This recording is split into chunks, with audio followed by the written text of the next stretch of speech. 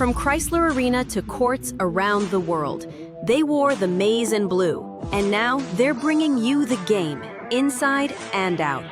Hail Media presents Nolan and Hobbs, the Women's Hoop Home Court podcast, hosted by Maddie Nolan and Jordan Hobbs.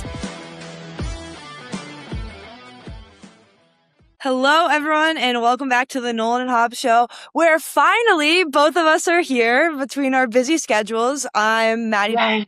co-host Jordan Hobbs. Hey, Jay, nice to see you again. Hi, Mads. I missed the podcast with you. I missed you too. Real quick, Jay, should we give some life updates to the people? Yes, we shall. About like a week and a half ago, 2 weeks, I signed a contract to play in Spain in their first league. And we're also in the Euro Cup, so I'll be playing across Europe. Actually, in our pool is Layla Filia's team, who's in Croatia. So I'm going to be playing Layla, which is really exciting. Wait, that's so fun. And I'll get to see a familiar face when we play her. We play her at least twice in the fall. Yeah. So, yeah, I'm really excited. I leave September 1st, and I'll be there until about the end of April. I'm in a town called Murcia in the south of Spain, close to the beach, which I'll be really excited to travel and explore and all those things. So yeah, it's a big relief. I've been waiting for a good contract and somewhere that I really wanted to be for a while, like all summer. So I'm relieved and excited to go in 2 weeks.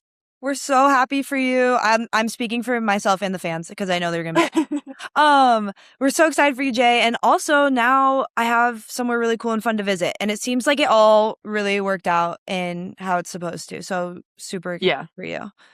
I would love for you to come visit. But have you shared with them your news? I have not. So, as you guys know, I am #retired from playing basketball, but I am moving to New York City and I'm working for Brooklyn Basketball, which is the youth organization of the New York Liberty and the Brooklyn Nets. And so basically right now I'm just a part-time coach and trainer, but I'm really, really excited. I've been wanting to move to New York for a couple years now, and I've been training kids for like the last 6 years, but like for realsies, probably for the last like 3. And I just absolutely love it. I love the game of basketball. So I'm really excited that not only do I get to stay around the game, but I get to live in a really cool city. So really excited. I'm sad to leave the kids that I train in Indiana, but they've all told me they're going to come visit. So we'll be fine. And so will I. When I come back in May, I will be in New York. Catch me there in the Big Apple. Yes. And Michigan plays in that like Barclays Center event. Yes. Like, hey, see you there. Can't wait. So if anyone's in true. New York City, December 5th, let me know. So happy for you, Mads. I know this has been a dream of yours, so I cannot wait to see you living your best life in New York City. Literally, she's been talking about it since I probably met her junior year of college, and she's like, my dream is to move to New York, and I'm like, wow, that's impressive, and she's doing it, so really, really happy for you. Blessed. Thank you, God, for both of us. Yes. So other than Jordan and I's life updates, don't worry, we're still going to do the podcast. We're going to figure it out. Okay. We're still here. We're excited. Upcoming season is going to slay. But today we have a really special guest. We have Jessica Minnfield, now Jessica Minnfield Lewis, played at Michigan from 2005 to 2009. She is a dog. Like, if you haven't watched her play, look her up on YouTube. Do it. Please. There's a whole highlight thing. Cool. Anyway, she played in 102 games for Michigan women's basketball with 109 starts, 918 career points, 387 assists, 7th all time, 164 steals, 8th all time, and was all Big Ten honorable mention her senior year.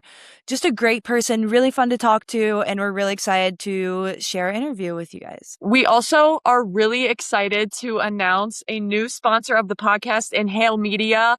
As a whole, Sherry Weintraub with the A2 Homegirl Real Estate Group with EXP Realty. Their primary focus is working with Michigan parents on investment properties for current students. So if that is you, if you fall under that group, make sure to reach out to them. We will have all their information in the bio and all that good stuff. So super excited to partner with them. They are huge Michigan fans in general, huge Michigan women's basketball fans, and really just couldn't be more excited to partner with Sherry and the A2 Homegirl Real Estate Group. Yes, we're so excited. It's really cool for Jordan and I because we've both known Sherry since our freshman years. Her husband Ira, their daughter Gracie, their parents are all super fans of Michigan women's basketball. They travel to away games. They sit front row, giving Gracie knuckles before the game. Sometimes I was a little superstitious, so if Gracie wasn't in the front row, I'd be like, whoa, girl. Or I'd have her pass me a shot, pass it to me, and I'd shoot a three. So we're just super excited to continue the growth of Hail Media, of the Nolan Hobbs show, but keeping it family orientated with people that we know and trust. And I feel like we're building this out. And we're just so excited to have them. Hey, Michigan fans, we will be right back. But first, a word from our sponsor. For generations, Knight's Steakhouse has been an Ann Arbor tradition, family-owned and serving the community since 1952. From hand-cut steaks and fresh seafood to classic cocktails and genuine hospitality. Visit Knight's on Dexter Avenue or downtown Ann Arbor. Knight's Steakhouse. Great food, strong drinks. Ann Arbor tradition. Well, we are so excited to welcome Jessica Lewis, or as many might know as Jessica Minnfield, who was a Michigan basketball player from 2005 to 2009. 109 starts, 918 career points, 7th all-time in assists, 8th all-time in steals, and all Big Ten honorable mention senior year. So I've got a legend in front of me, and I'm not going to fangirl because I was watching some highlights today, and I was like, holy crap, here's a bucket. But thank you for joining the podcast. Thank you. Thank you for having me. This is so exciting. So exciting. Yes. Well, we love to have alums on and hear about your story and get you back in the Michigan talk. So we're pumped to have you. For sure. I'm ready to be back a part of it. I've been gone for so long, and I'm like, I told Doug, I'm like, do people even still know me? Like, I don't know if they remember my name. And he's like, are you kidding me? And I'm like, oh, maybe, I don't know. Oh, he made us privy. And then when I was watching those highlights, I was like, yeah, they need to know the name. So for fans who don't know, they're going to know today. But let's just start out. So your dad played football at Toledo and then brother played at Ohio Northern. How did that impact you growing up in an athletic family? Oh my gosh, that basically was our family. Dad was on us 24/7 with sports. Mom made sure we had the grades. Dad made sure we worked out every day. There were days where, and me and my brother and my sister, she passed 2 years ago, but whenever we would get together, it was, you couldn't get in the pool. You couldn't play with any toys. You couldn't shoot a basketball until you ran your 4 laps around Wilson Park in Toledo, Ohio, and then you got your shots up, and then you could go get in the pool or go ride your bike. So when I tell you sports, it was every day, all day. I mean, it was that was our household. We were just built different. It was in our blood. It was in our DNA. And my mom and dad, they pushed us to be dogs, just straight athletes. And I mean, there were times where my mom and dad, we were driving back and forth to Columbus for AAU 2 or 3 times a week, all the way up into high school. And it's like, do your homework in the car, get ready to have practice, sleep on the way back, and then get ready for school and do it again the next day. So it was just something, I mean, it came so natural in our household. My brother and my sister, it was just something we did. Yeah, that's awesome. When did you decide that basketball was probably going to be the thing that would take you the furthest? Oh my God. I can remember my dad used to coach my sister back in like grade school. And I can remember going to the gym all the time. Like, Dad, I'm going to practice with you. I'm going to practice. And I'm just dribbling around on the sideline. And then as I got a little older, being outside at nighttime with the garage lights on, I'm telling you, it was like Follow the Bride type stuff in the backyard. It was straight lights on, spotlights on, countdown, what I was going to do, my moves. And I'm like, I love it. Like, I don't mean to cuss, but I love this shit. Like, I had a different heart for it. And it was, I ate, slept, drink, everything basketball. It was all basketball. So, and I knew I fell in love with it because it was no longer, this is what I have to do. It was something that I wanted to do. Like, I wanted to work out. I wanted to be out late at night at the parks with my dad. I wanted to do those things. So I knew I love this. So and I think I'm pretty good at it. So I just kept running with it. And it just came so natural to me. It was just something I love so much and I miss it. You don't understand how much. And I tried to coach for a little bit, but that void is something different. Being a coach and being a player, no, I'll take a player. I'll take a player any day over being a coach. It Yeah. just didn't fill that void. No, that's fair. I think that's why I've kept playing after college. I'm going into my second year overseas, and That's it's still not awesome. the same as college though. Like there's just a pride that you have when you're like growing up and playing for your high school and then playing for your college and having your Mhm. family there to watch you. That's so fun. But It was is. was college always a dream of yours, or were you kind of just like playing for fun and you would see where it would take you? Oh no, college was AAU. I played All Ohio Red, and then I bumped up and played All Ohio Black out of Columbus. So, and we went to the best of the best tournaments. The Bull in Chicago. We went to, I mean, Gino was sitting on the sidelines at every tournament we went to. So cool. So it was like, all right, what letter am I going to get this week?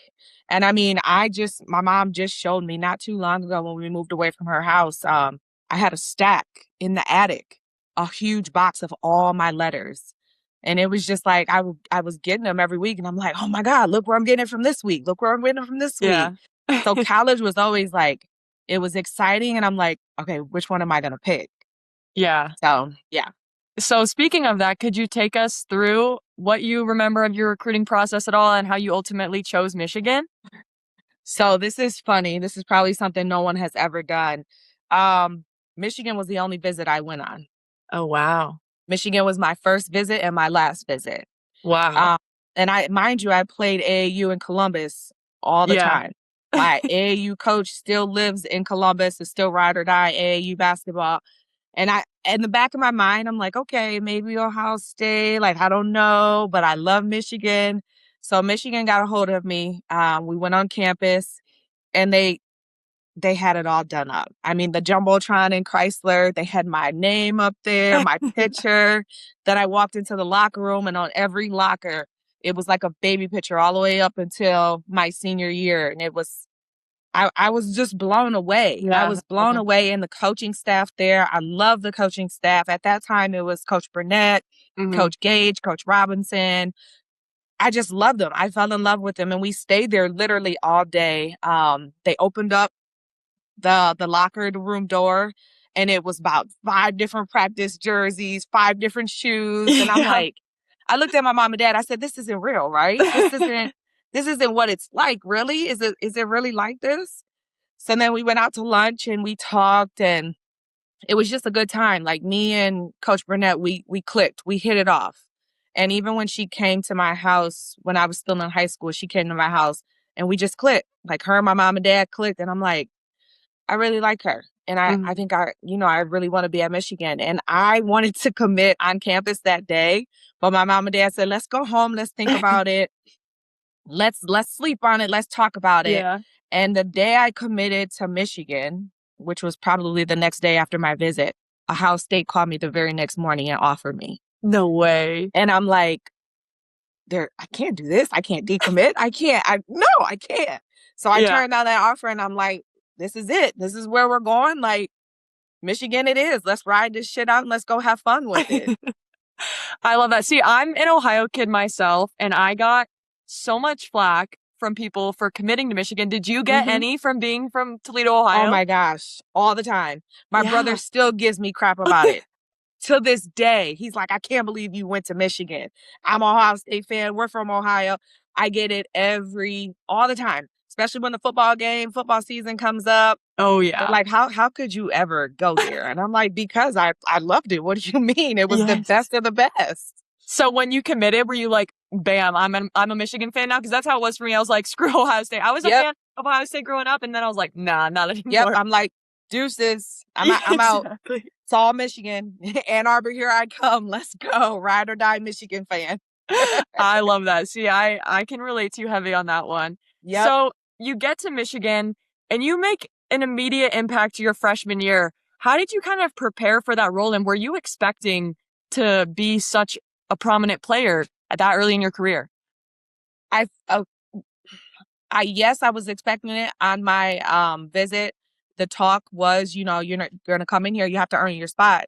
And it, like I told you, I got that dog in me. So I was never afraid to compete. That was something I was never afraid to do. My AAU coach, JB from All Ohio Black, there were games where he got intentionally kicked out so I could run the team. I was the point guard, and he said, "You got it. I'm kicked out. I can't call any calls. I can't call any plays. You got it." So there were games where I was running the entire game just being the point guard, timeouts, plays. So it was in my blood even before I got to Michigan. Yeah. Like being a leader in high school, I was always the leader. I was always the captain. It was always, come on, everybody get on my back. Let's go. I'm leading. We're doing this. And it was never a cocky thing. It was always, I had what it took. Like I had that. I had the fight in me, and I had the leader ability to be able to bring people on, make them feel a part of the team, and just get everybody involved. It was never like, this was, my team. No, this is our team. Yeah. So it was never the I approach. It was always, let's do this shit together. So when I got to Michigan, yeah, I'm like, okay, I got some shoes to fill, but I'm getting ready to work out. Like, I'm getting ready to bust everything I can possibly bust through Hell Week. I made it through Hell Week my freshman year. My mile, I got that down in the first time through. I maxed out. I was one of the highest maxed out persons in the weight room. So it was just, it was in my blood, and I was hungry. I was hungry from day one.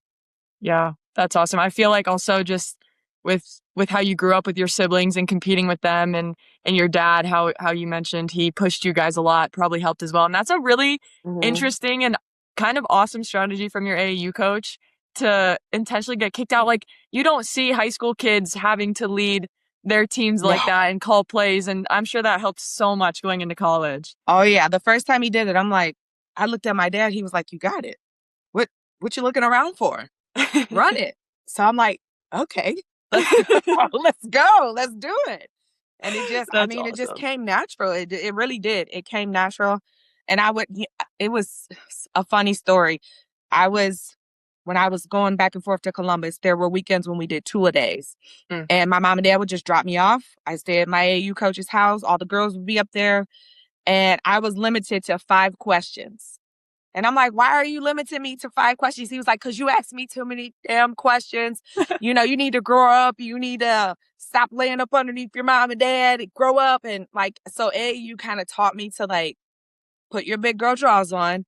It's time to go get a college offer, and let's go do it. So AAU kind of like got me hungry, got me ready.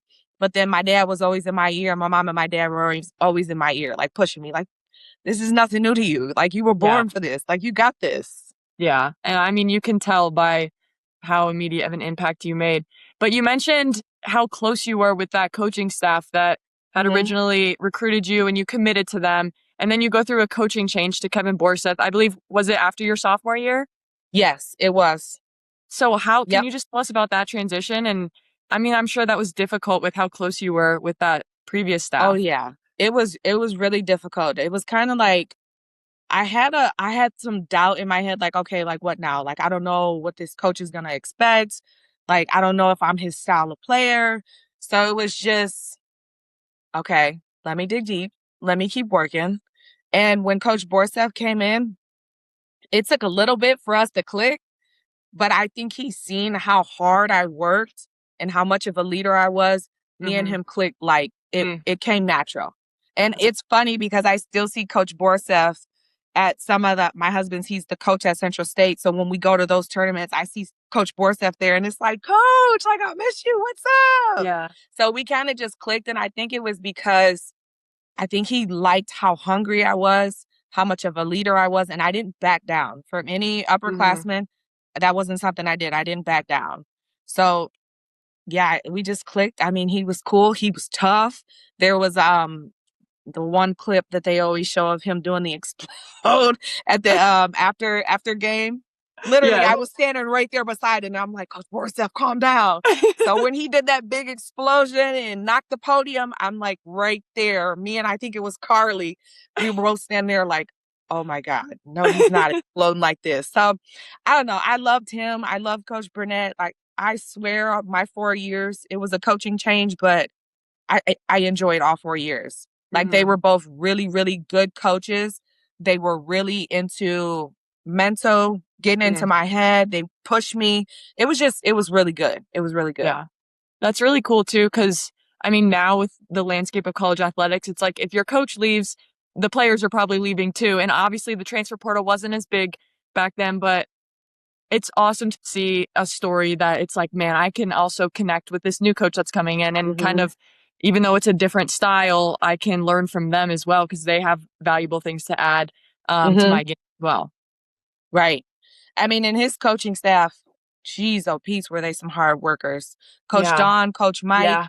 I mean, they brought a different type of energy to practice. I'm telling you, it was Coach Gage and Coach Rapier.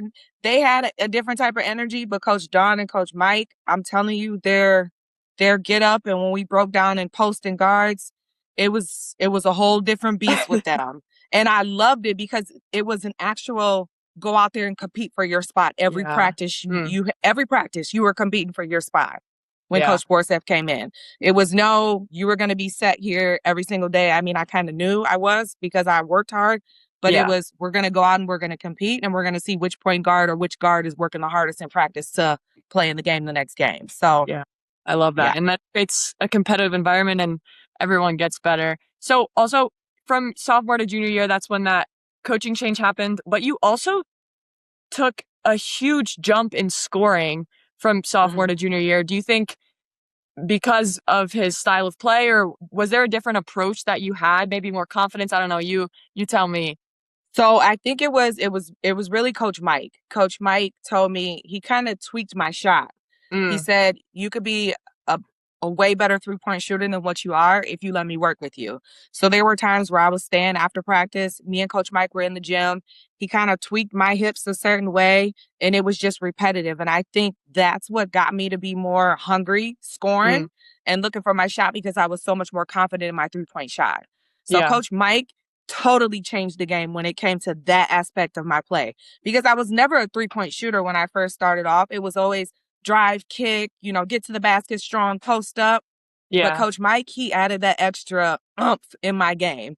And there were times, I remember the Illinois game, 25, and I think I had 5 threes in a row. Like I hit one right off the backboard and I was like, no, this is not how we're going to start this game. And then it was just swish, swish, swish. So it's just like the 3-point became a really good part of my game that I fell in love with because I was never a shooter in high school. That was not something I did in high school. That's really surprising because that's actually one of the games that I watched of your highlights. It was the last quarter they had on YouTube. And I'm so impressed with your shot. It was so pure. Like, I mean, just textbook form. And I was like, wow, she had to have been a shooter her whole life. But that's crazy to say and hear that you didn't really become a shooter until your junior year as much. Yep, that's when it was. I mean, I give all kudos to Coach Mike. Wow. He's like, you got to tweak up just a little bit. And if you do this, it'll be hit every time. And it was. It was. Hi, Maddie. Hi, sorry I'm late. Nice to meet you, Jessica. We're talking a little bit about the Illinois game. So I'm watching this game. I'm like doing research on you and it's like YouTube, Jessica Minnfield. I'm like, oh, I got to watch this. 18 points in the last 7 minutes. Like, do you even remember playing that game? Because did you just black out or? No, I remember every, listen, I'm telling you, that was like one of my best games in my career other than the Notre Dame game when I did the reverse layup, left hand under the basket. We went into overtime. I made the free throws. But the Illinois game, it was crazy. I think I was mad about something before the game. And I'm like, this is going to be the most horrible game of my life. But then I came out like, you know what? Let's go. It's time to ball. Like I said some other language in that you guys can only imagine. But I'm like, okay, let's do it. My mom and dad, my sister, they were all there. And if you watch it again in the corner where our bench was, if you see a girl in a white shirt jumping up after every shot, that's where my family was. So it was just like, let's go. I hit that first shot and it was a bank. And I'm like, oh, it's here. I'm ready. I'm ready. I mean, and then it was, I don't know. It was just, and Coach Borsef was just sitting back just like this. Go, do it. So that was the best game. I swear. If I could go back and I watch YouTube almost all the time. I show my kids that game all the time. That it just makes me so hungry. Even though these knees can't take that anymore, that game is like brings back so many memories. I swear to you. I think what I was most impressed, I mean, you made like 4 threes in the last 7 minutes and they were pure, but you got down there and you were posting up. I was like, oh, she's a dog. That's how I knew you were a dog, is you were down on that block. Yeah. Yep. And it's crazy because my freshman year at Illinois, and they had some big girls playing against my freshman year. And my parents, I don't think they were there. I think they might have been because my parents, they traveled to like every game. There were times when we got home off the plane and they were just getting on the road. And I'm like, oh my God, I feel so bad. But when we played Illinois my freshman year, I was going to the basket and I went up left hand layup and a girl came down, elbowed me. My half of my bottom tooth knocked out. My eye, you can still see the scar. It slit open. They took me into the locker room. They sewed me up, put a Band-Aid on top of my eye, and they said put sugar-free gum on top of my tooth. And I went back out and I was just sitting there and Coach Burnett said, let's go, get back in. What are you doing? So I played the rest of the game with half my tooth gone and my eye stitched up. We lost, but I played. I finished the rest of the game. So I don't know, it's something about Illinois, but I was just like, that place, that brings back some memories, I swear. And I just remember flying home and I had piles of sugar-free gum on my tooth and I had to keep changing the Band-Aids because it was just bleeding. And I'm like, you guys, what's going on here? But Oh my goodness. when you say you're built different, I mean, shoot, you're built different if you get back in the game and you play the whole game with something like that. Obviously. It seems like you stored up that anger maybe and let it all out later on, right? I did. Playing in Illinois, I said, I'm coming back. I'm coming. Like, oh my gosh.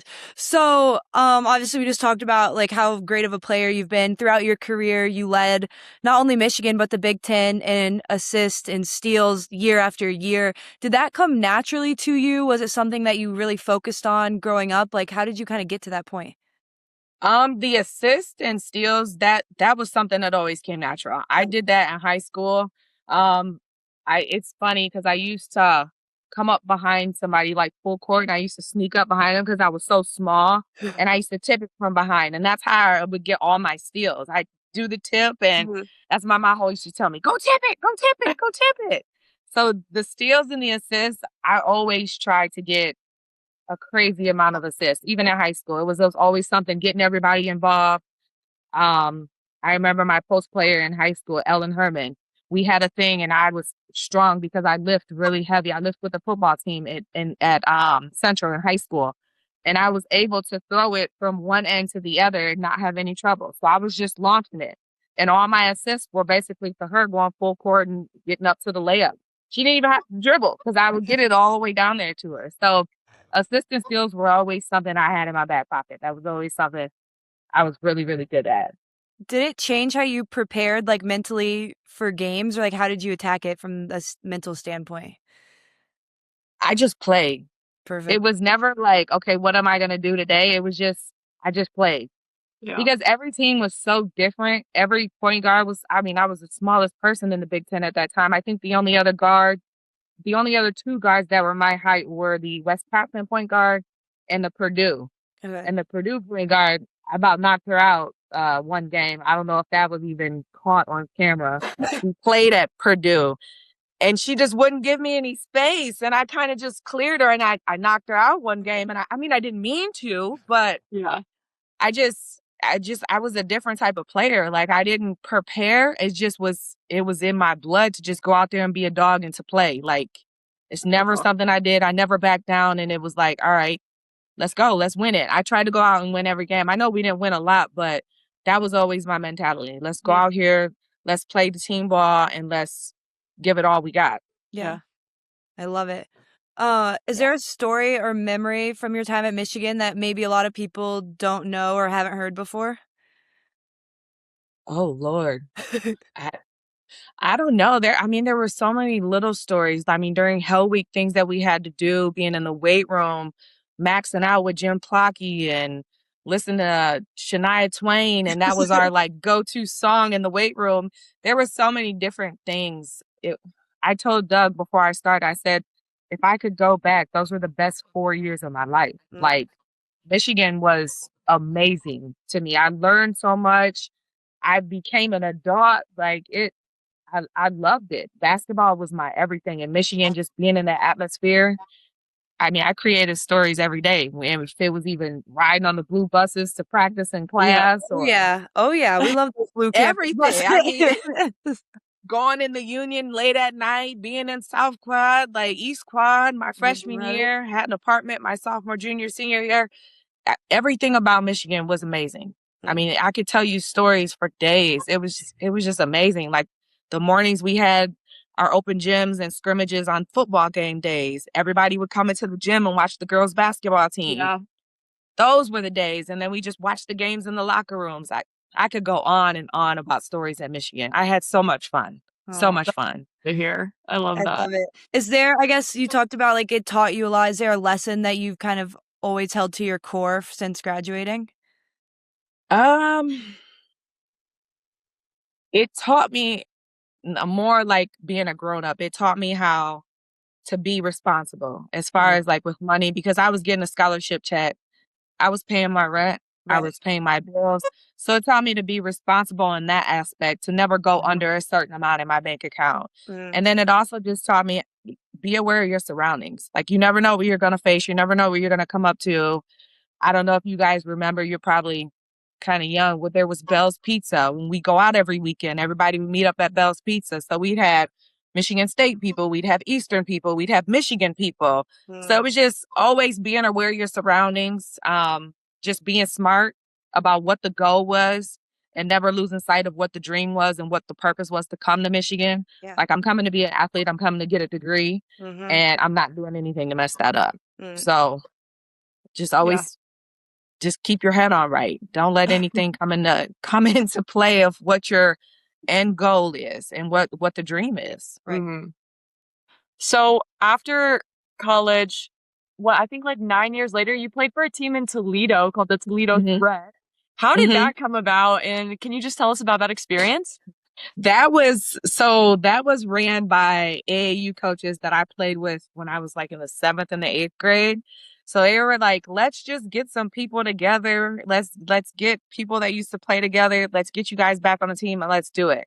It really wasn't anything like serious. I mean, it was crazy because some of the girls, they still held a grudge against me from high school. So I'm like, I'm your teammate now, guys. You don't have to hate me anymore. So we ran into a lot of that, but then it was just like, let me just do it one more year. Let my kids see me play. So I think that was my main point of doing it, just so my kids could see me play. But it was fun while it lasted. It was like open gym, but wearing a uniform. Were your kids like, That sounds Mom, like you're a bucket? Were they like, or they knew because Yeah. you've been showing them the YouTube? Yeah, it's times where we play in the backyard. Like I've broken nails before. Don't you play with me. These knees might be bad, but mama still got it. Heck yeah. And my oldest, what is he now? 6'2". So I'm looking up to him. Dang. I said, you might be big, but listen, you better remember who your mama is. So they know.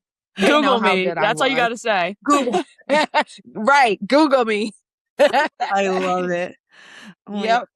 Did you ever consider playing professionally overseas? So I got an offer to go, but I was scared. I should have went.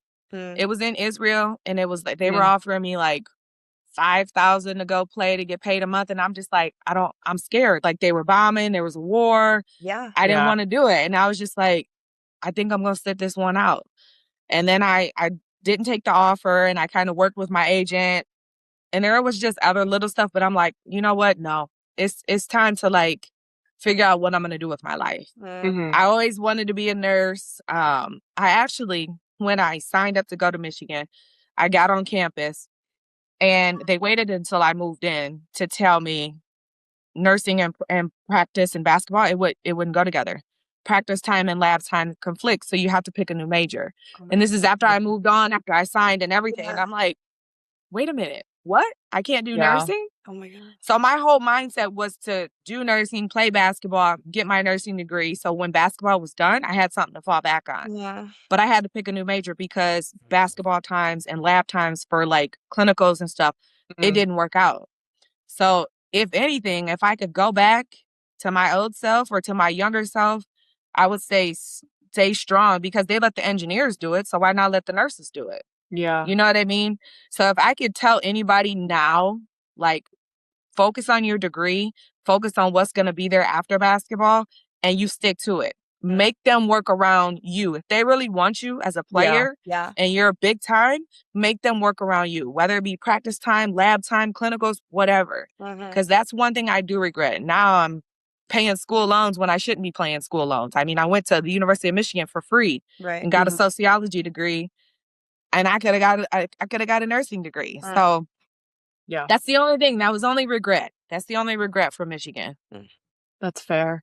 So Yeah. you mentioned that you coached a little bit for a brief stint after. What was that experience like? I know you said it's not the same as playing, but did it fill a little bit of a void at least? It felt a little bit of void because I was able to be tough on the girls. I was trying to make them tough like me, and not everybody is built like me. Yeah. So there were times where I had to get back, like, okay, Jess, not everybody can do what you did, and not everybody can take how you're like getting in their butt like my dad did, and like JB, my AAU coach did. So it was learning a different approach, but still pushing them to be the best they could. When they seen me coming, it was like, oh shoot, here come Coach Jess. We getting ready to run, we getting ready to condition. And they always knew it was nothing but we're gonna compete, we're gonna be nasty, we're going one-on-one. And that's probably gonna be the hardest part of practice when I did coach at Owens. And the girls, I still talk to some of the girls, they show me the utmost respect. They were like, you gave us a run for our money. Like, you pushed us to be like who we were, like, at that time. So that made me feel good. Yeah. I feel like coaches have such a critical point in your life where they like can teach you so much and teach you so much about yourself, and you just learn a ton. So I'm sure you made such a big impact in their lives that they continue to carry with them. Yeah, it's a good feeling to know that you change. Even if they can call me and still reach back out, I know I did something. I touched you in some type of way. So For sure. I take that, give myself a pat on the back for that, and I keep it moving. Yeah. So I don't know if you watch like other podcasts or other like reels or TikToks or whatever, but have you ever seen like blind rankings? No. Okay. I'll probably be so bad at this because No, I don't watch anything it's not on hard, I TV. promise. So basically, I think we have like 7 spots from the Michigan campus, and we're gonna say them in a random order, and you have to rank them 1 through 7 where you would put them, but you don't know like what each one is, if that makes sense. So we're gonna say Like, you don't know what's coming next. Yeah. So Okay. yeah. Okay. All right. Bear with me. Bear with me. Yeah. Bear with us. Yeah, bear with us. Yeah, and if you don't know the place, just be like, pass, and we'll think of something else. Okay. Okay. All right. Okay. So the first one is East Quad. 1 through 7, where 1 being the best, 7 being the worst. Where do you rate your love for East Quad? Ooh. Not very much. I was in South, so that's at the bottom of my list. Oh. Okay, wait, should we change it to South Quad then? Yeah. You live Because we were in East, We were in so East Quad. yeah. Okay. East South. Okay. Deny. South Quad, 1 through 7, where do you rank it? I would have to say 1 through 7. I'd Mhm. say like 6. 6? Okay. Okay, so not your Just favorite. because I didn't really like the dorm. It was just, and I didn't like the showers. It was just, yeah. I wanted my own space. That's fair. Fair enough. Next is the undergraduate library, the Ugly. Ooh. I would have to say 7. I wasn't really there much. Perfect. I wasn't Yeah. either. I might have stepped in there 2 times. Apparently there was like a big spider in there one year, and so I decided I would never go back in. That's the reason. I'll never go back. Yeah. Okay. The big house. Oh, I would say 3. And I only say 3 because that's where we did our worst conditioning, in the big house. Oh no. Yeah. You On did the the football stairs or field. what? We on the football field. Plocky, he made us do some of the craziest workouts on the field. Oh my And God. they were on the hottest days of the year. So I love the big house, but I have a love-hate relationship because I hated being on that field That's because it was so hot. Yeah, that's brutal. Okay, the brown jug. Oh, I never went to the brown jug. Oh, next. yeah, We'll we can skip that one do- then. What about just Mm. State Street in general? Just what street? State Street. Oh, I'd say number 2 on that one. Oh, okay. Yeah. State Street in Ann Arbor taught me how to parallel park and U-turn. So true.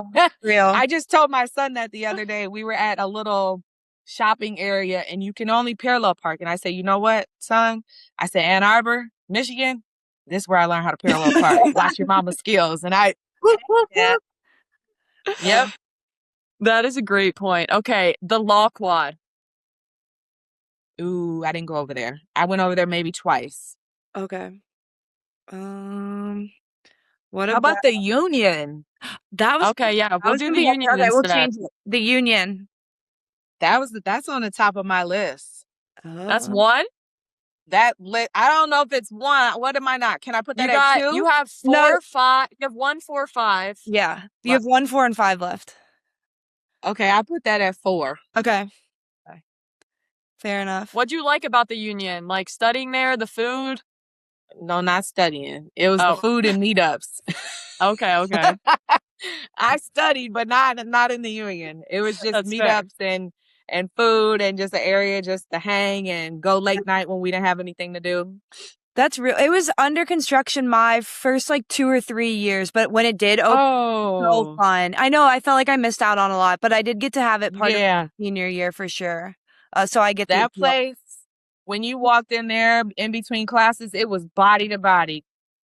It was something crazy. You seen everybody there. I mean, everybody was getting food or hanging out, or football players were in the booths and the girls were in the booths. It was just a hangout spot. I love it. That's fair. We got Chrysler. Chrysler, number 1. I was wondering if you were gonna rank something above it and then be like, no. Okay. No, Yeah, Chrysler for good sure number ranking. 1. Because even when games, late night, I love a good late night workout. Like go up there and shoot on the gun. Yes. Have my music playing. The best. I love that. I did that plenty of nights where Juan, I'm sure he still works there, the facilities guy. Yeah. He would let me in all the time, and it was just get on the gun and let's just shoot. Let's turn the music up real loud. And then the locker room, it was just a home away from home. We had our refrigerator, we had our cold tubs, we had the couch in there. It was a home away from home. That's awesome. I love that you mentioned Juan. He's a Michigan women's basketball staple. That's my guy. That's my guy. I still see him like when I watch the games every now and then. I'm like, oh, there he is. He's on the sideline. There he is. I love that so much. All right. The last spot we had is the Diag, which automatically slips in at number 5. That's where we mostly walked to our classes. I didn't know if it was the same for you guys. Yeah, it was just always a crossing part, and it was just like never step in the middle, and it was just always a pass through for classes. But yeah. Okay, This is a good list. I like these rankings. Is there a place that you're like, I wish you guys would have said this, like I loved going here? Bell's Pizza, but it's not there anymore. Yeah. We never Bell's Pizza was a pretty hot spot on the weekends. And then like nightlife, Studio 4, Fifth Quarter, Necto. So they still got Necto. They still have Necto. I don't know the other two. Okay. That's funny. Those were back in my day. Way back in my day. It's more, I think, upscale now. I think the last time I was in Ann Arbor, oh my God, years ago, Studio 4 wasn't even there. It was turned into, I think, Fifth Quarter or something. It was a different type of club. So, yeah. Oh my gosh, I love it. I had a party side. I mean, it's Michigan. You have to have a party side. Balance. You have to yes, 100%. Yep. Awesome. Well, thank you so much for joining us today. It was so great to get to meet you and hear your story. And you're just such like a fun person to talk to and interview. Oh, thank you for having me. I told Doug, I'm like, you guys got like lit a fire. Like I want to be on campus. I want to get back in. And I was telling Jordan, I'm like, I didn't think anybody remembered me. So now that I feel like my name might get back out there, it's just Heck yeah. I want to be back a part of that. Like, this was a part of my life that I worked so hard for. Right. And I see my work ethic in my boys, because my oldest, he's one of the top quarterbacks in Ohio right now. Wow. So it's like, Gosh. I want them to see like where I came from, where mom played. Like, I want them to walk around on campus and just be there with me.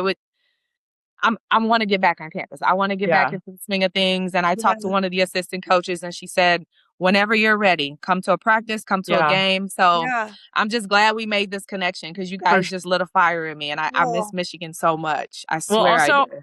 like, Coach Rico always preaches that it's all about the people that come before you. And she's huge on alumni, and will appreciate you coming back so much. I think she'd be so excited to see you and absolutely and see the girls and everything. So it would be fun for you to bring your kids, I'm sure, as well. Just so they can see the old stomping grounds and about how legendary the old mama stomping grounds. Heck yeah. Thank you guys so much. This was amazing. This was so much fun. Thank you. Yeah, thanks for taking time out of your day, and I know you're busy, so we really appreciate it. For sure. Thanks, Doug. I appreciate you. Thanks so much. Thank you. I'm sure we'll see you at some alumni events. Yeah, stay in touch for sure. Let us know if you're ever in Michigan. I will definitely be there this year. I promise. I'm going to put it on my schedule, and I'm going to make a point to be there. I swear I am. Yeah. Awesome. All right. So good to meet you. All right. See you guys. Thank Bye. you. Thanks, Doug. She rocks. Oh my gosh, that might be like our best interview yet. Yeah, I was vibing with her heavy. She's awesome. He was so easy to talk to and just a great storyteller. That is all for this episode of the Nolan and Hobbs show. We absolutely loved having Jessica Lewis on the show today. Make sure to go watch her highlights on YouTube, guys. You will not be disappointed. Make sure to catch us next week. And as always, go blue. If you like this kind of content, please like, share, follow, and subscribe. And as always, go blue.